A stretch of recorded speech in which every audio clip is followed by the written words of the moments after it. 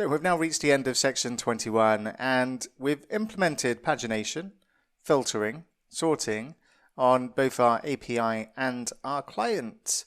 And if we just review the learning goals, that's exactly what we are trying to achieve.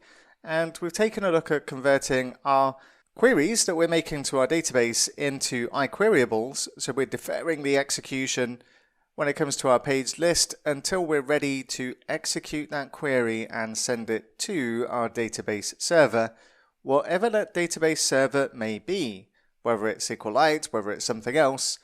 Our queries do not change as we're using Entity Framework, and they will stay the same even if our database does not, or the database technology does not.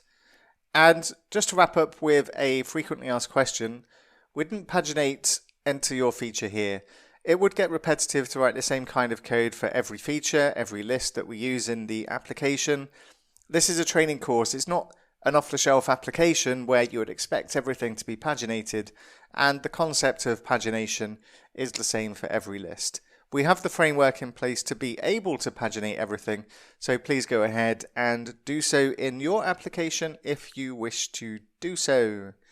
And what we're going to take a look at next is some finishing touches and publishing.